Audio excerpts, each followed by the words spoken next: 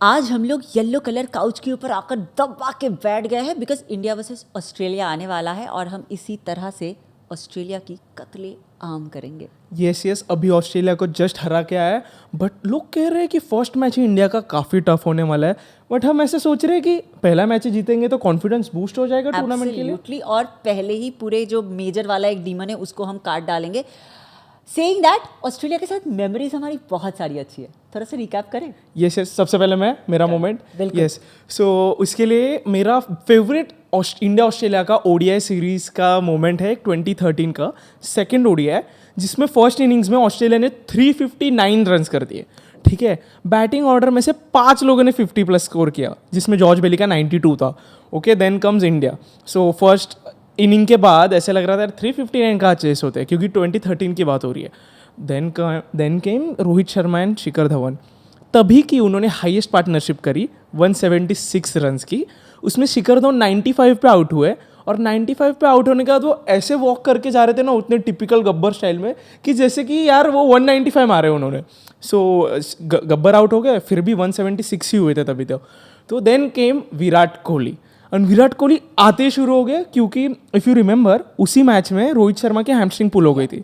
Okay, सो विराट कोहली ने 20 odd balls में 50 कर दिए, एंड उसके बाद रोहित शर्मा ने अपना थर्ड ओडीआई सेंचुरी किया, एंड विराट कोहली ने 52 बॉल्स में सेंचुरी कर दी, जो आज तक इंडियन बैटर की फास्टेस्ट ओडीआई सेंचुरी है।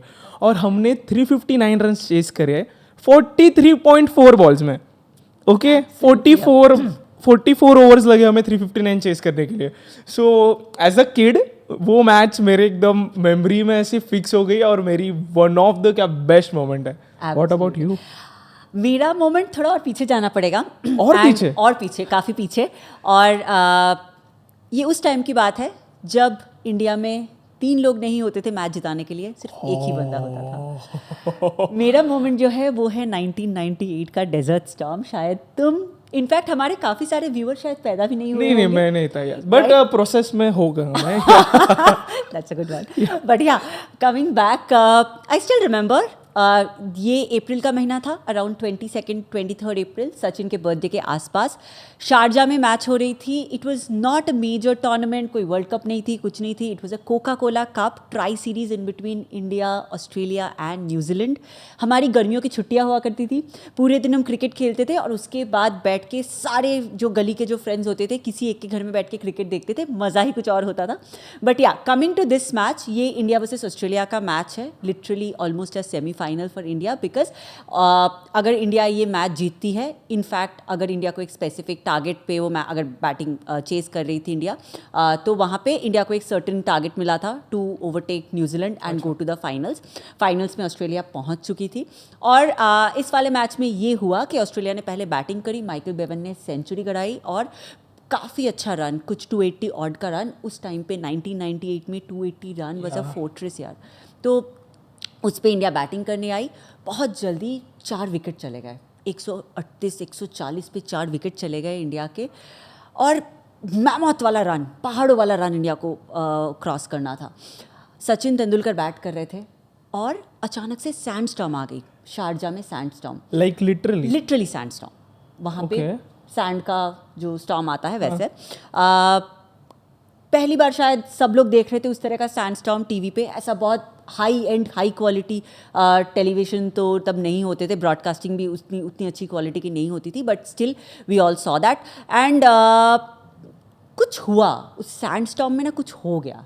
उसके बाद जब सचिन बैट करने आए, वैसे सैंड स्टॉर्म का तो कोई रूल अलग से क्रिकेट में है नहीं, तो डकवर्थ लुईस लगाया गया था, और इंडिया का डेफिनेटली टारगेट कम हो गया। Target to overtake New Zealand was also reduce down.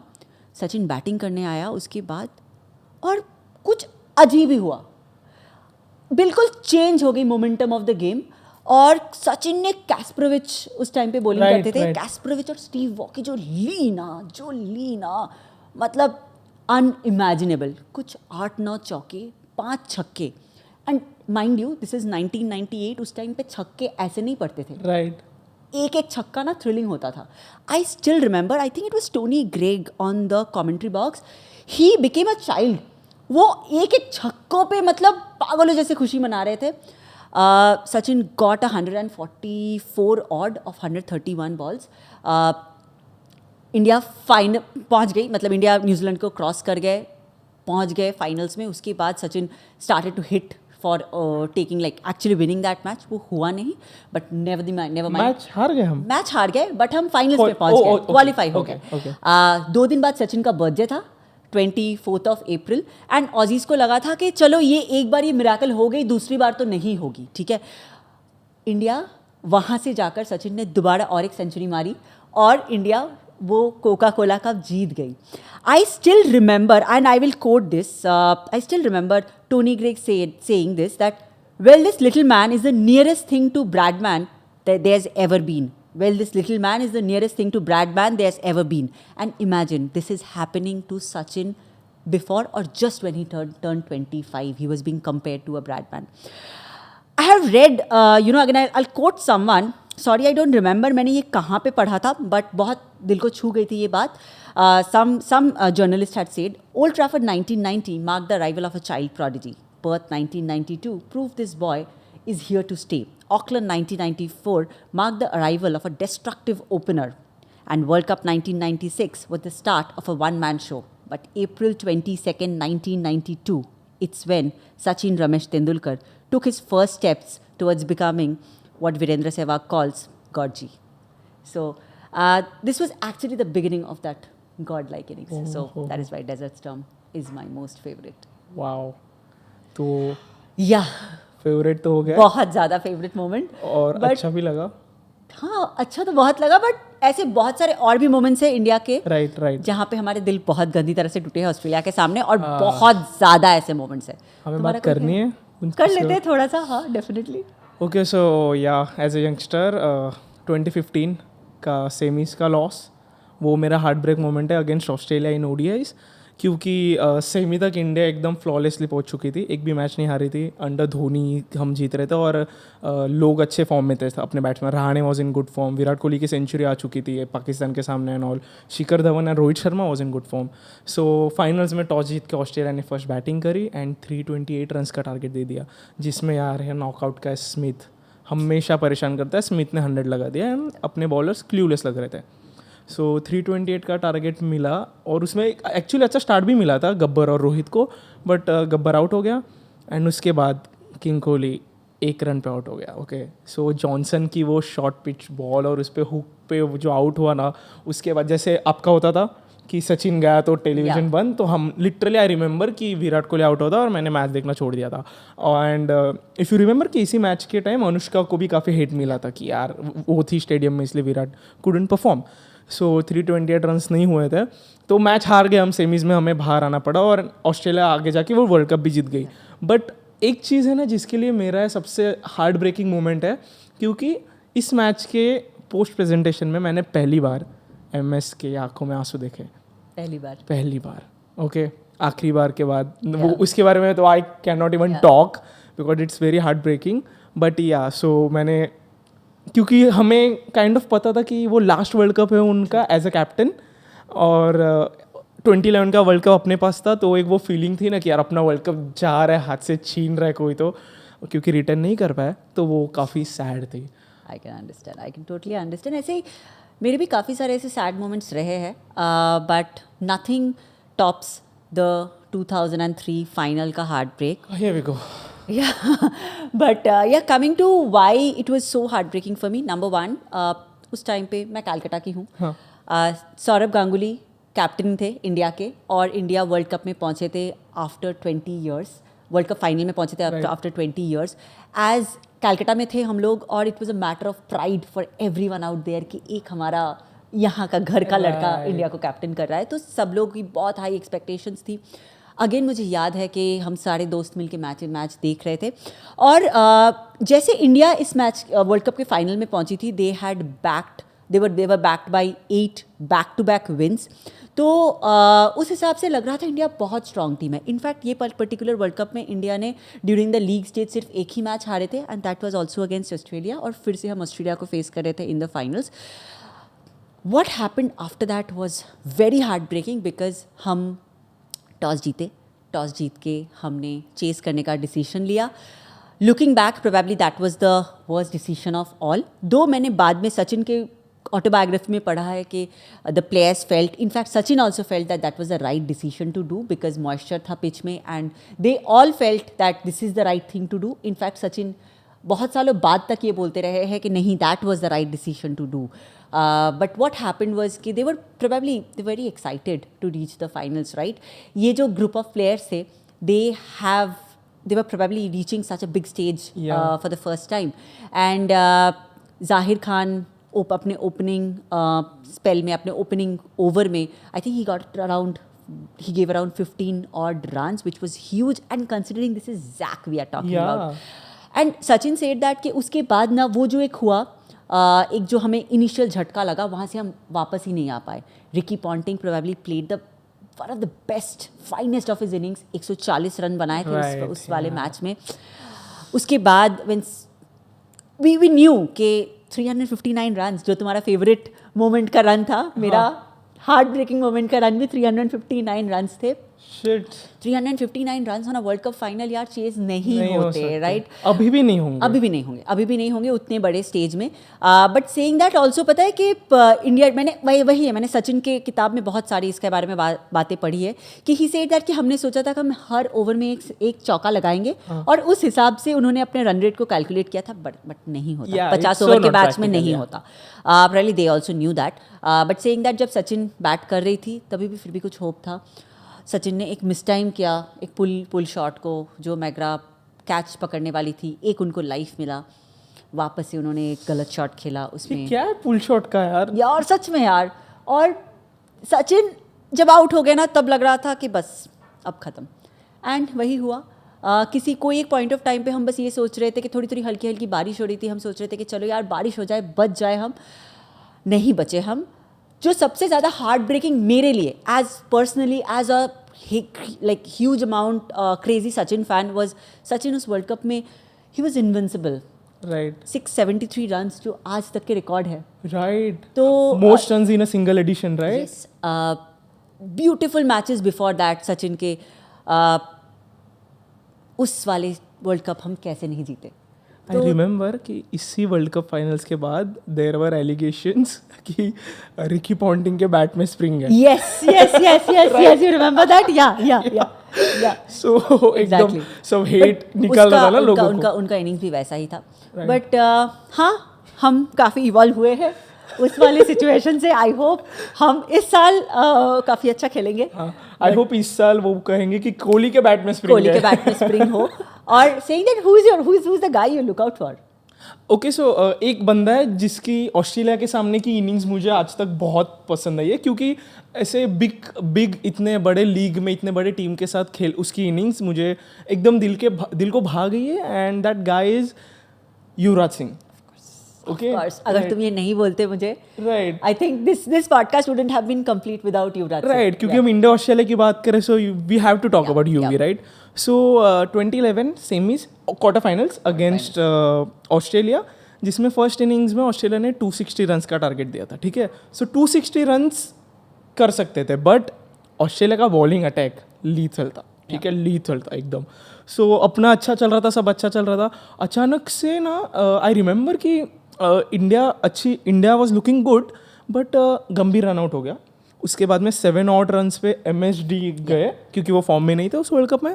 And फिर युवराज के साथ बैटिंग करने हैं रैना. ओके, सो अगर हम किसी फेवरेट इनिंग्स की बात कर रहे हैं तो यूजुअली क्या होता है कि 100 मारे, 150 मारे. युवराज सिंह ने सिर्फ 57 रन मारे थे. बट ना वो मेरे लिए ना एक इंडियन के ऑस्ट्रेलिया के सामने की बेस्ट इनिंग्स है, क्योंकि आई टेल यू, रैना है बैटिंग करने. रैना यंग थे, ठीक है, 2011 की बात है. Just I think उसके एक मैच पहले उनकी डेब्यू इन वर्ल्ड कप ही केम इन, और maybe that was his first match in the World Cup, right? Right, true. So वैसे हुआ था. तो फिर अभी बोलेंगे कि युवराज और रैना है तो मैच फिनिश कर देते हैं, बट रैना के बाद था बैटिंग में अश्विन. सो अपना एक ऐसे प्रोफेशनल बैट्समैन का होप था ये दोनों. तो युवराज के 57 के साथ उसने जो किया ना, रैना ने मारे 36. सो उसने जैसे रैना को संभाल के लिया ना, उसने आके सबसे पहली लाइन बोली फिनिश करना है भाई. तो मैच फिनिश करके, और ऑस्ट्रेलिया को जब भी विकेट्स मिलते हैं ना तो ऑस्ट्रेलिया जंप करने का ट्राई करता है गेम में. सो आई रिमेंबर कि उस मैच में ब्रेटली वगैरह बॉल सेव कर रहा था बाउंड्री पे, उसे बॉल लग गया, वो स्टिचेस लगा के बॉलिंग करने आया, क्योंकि क्वार्टर फाइनल्स यार वर्ल्ड कप की, एंड युवराज का वो फिनिशिंग शॉट, वो बाउंड्री, एंड वो लिटरली सिंगल हैंडेडली मैच युवराज ने जीता है, क्योंकि युवराज ने विकेट्स भी लिए थे फर्स्ट इनिंग्स में. सो या वो इनिंग और वो प्लेयर एकदम स्पेशल है जब भी हम बात करेंगे इंडिया ऑस्ट्रेलिया की. Absolutely, I think वो celebration याद है. Yeah, I think बैठ वो- के, yes. Oh my God! और imagine that was a point of time he was so sick. Yeah, he was sick. And I think वो एक moment है जो हर एक इंडियन जब लुक बैक करता है युवराज सिंह का वो सेलिब्रेशन, Right. एक कोई होता है ना एक मोमेंट जो वो एक बंदे को एकदम इमॉर्टल बना देता है. Right. I think Yuvraj Singh का 6 छक्का और ये moment is that moment. Saying that that was also in Motera. We are Oh, playing the India Pakistan in Motera Yeah, this time. yeah. I hope we can recreate that. But yeah, coming back to the Australian. it's your turn. Who's your favorite player? We don't have to guess. Yeah, also. you don't have to guess. I think for an India-Australia encounter, as a matter of fact, any encounter, it has to be Virat Kohli. Yeah, right? true It that, has to true be that. Virat Kohli. So, why Virat Kohli is because, of course, he has a great average against Australia. He has a Yeah. very good strike rate. Yeah. उनके centuries, half centuries भी काफ़ी incredible है. सो there is no reason. यार विराट कोहली जब बोल देता है ना, उसके बाद कोई रीज़न की ज़रूरत नहीं पड़ती कि आप क्यों उसको बैक कर रहे हो. He is of course my guy. सिर्फ and he I think he plays seam very well, so I Yeah, think yeah. that's there. जो एक बात का डर लगता है और शायद इसी वजह से this particular guy is my most scary guy is Adam Zampa. Really? So yes, because I think I am very scared of Adam Zampa in this particular tournament because number one, Adam Zampa को विराट कोहली को कितनी बार out कर चुके हैं? Right, 7, right. 8, 9 bar. He looks So, miserable. He looks miserable in Yeah. front. There's no shame. There's no Yeah, shame in yeah. admitting that. But it's he true. looks miserable. Yeah. Then I think, of course, we are playing in Chennai. Chennai में spin will be effective. और जो last India Australia का ODI हुआ था चेन्नई में, Right. वहाँ पे भी ज़ैम्पा ने 4 for लिया था. So guys I am very very scared of Adam Zampa. Kohli ने हर कोशिश कर ली थी एडम ज़ैम्पा को टैकल करने की. आरसीबी में भी लेकर आए थे लेकिन बिल्कुल वो काम नहीं किया वो चीज़. So yeah I think that's where I am scared about. Are you scared about anyone in particular? Yeah Smith, क्योंकि अगर वर्ल्ड कप एक ऐसा टूर्नामेंट है जिसमें अगर आपको जीतना है ना तो आपको ऑस्ट्रेलिया को हराना पड़ता है. Simple as that. क्योंकि ऑस्ट्रेलिया ओन्स वर्ल्ड कप्स. इतने सारे वर्ल्ड कप्स हैं ना उनके पास, उनका गैलरी भर चुका है. और स्मिथ स्पेशली इसके लिए, क्योंकि नॉकआउट्स में जो स्मिथ परफॉर्म करता है ना, इसमें मुझे एक दुख होता है कि इतना परफॉर्म ना अगर कंपेयर करे तो कोहली भी नहीं करता है नॉकआउट्स में. और नॉकआउट्स क्या होता है कि नॉकआउट्स में किसी को तो अपने एक्सपीरियंस्ड प्लेयर को, अपने बेस्ट प्लेयर को परफॉर्म करना होता है, राइट. तो स्टीव स्मिथ जब भी उसके टीम को उसको ज़रूरत है ना, ही परफॉर्म्स. और जब भी ही इज़ ऑन सॉन्ग ना, तो लिटरली ऐसे बॉलर्स मिजरेबल लगते हैं, उनके पास कुछ भी आंसर नहीं होता है. तो even when he is not captaining his side, which is not fair मेरे हिसाब से, तो आई फील कि Smith is the perfect captain. But वो अलग बात है. बट स्मिथ ना अभी तो उसे और भी फ्रीडम मिल चुका है.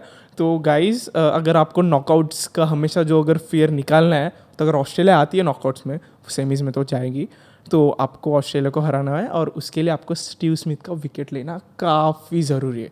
सो यार मुझे स्टीव स्मिथ से काफ़ी डर लगता है. वैसे डरने की ज़्यादा बात नहीं है, ह्यूमिडिटी काफ़ी होगी तो स्टीव स्मिथ को मात करने के लिए ह्यूमिडिटी ही हमारी काफ़ी है.